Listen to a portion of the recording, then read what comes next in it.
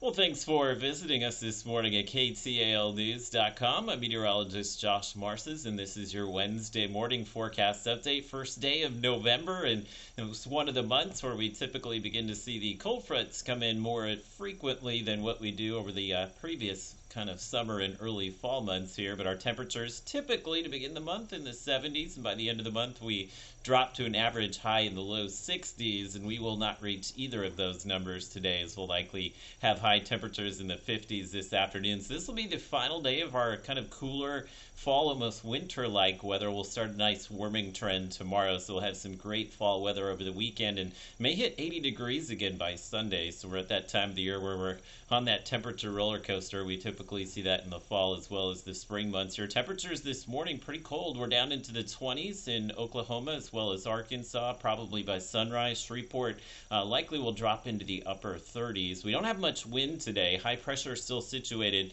just to the northwest of us. Our winds will still come out of the north today, and that's why we'll kind of stay on the cool side, and you can see all the dry air that's out there as well. So just make sure you're staying hydrated. Don't think about that on the cool days, but it's the reason our skin gets kind of really dry this time of the year. Those cold fronts come through and scour out the humidity. We'll begin to feel some of that humidity come back over the weekend, but again, it's not going to be too bad for us. In fact, some great weather to expect Thursday and likely through Sunday as well. So your temperatures this afternoon, we will top out in the low to mid 50s. We'll have all day sunshine, and again, not much wind out there today. We're starting out with a breeze of about 5 to 10 miles per hour, but the wind speed should continue to drop off here. So Robin's Stood Futurecast, won't be any clouds to see on here. We're just going to stay sunny, but you'll notice the blue arrows on the map. That's that north and cool wind, which will go away tonight, and you can see the red arrows back on the map tomorrow. That's that southeast breeze kicking in, and that's what will start our warming trend here on Thursday. Lows tonight, we'll have one more night of those freezing temperatures, so make sure you cover up the plants again. Bring your pets inside tonight. This will be in the 20s and low 30s, but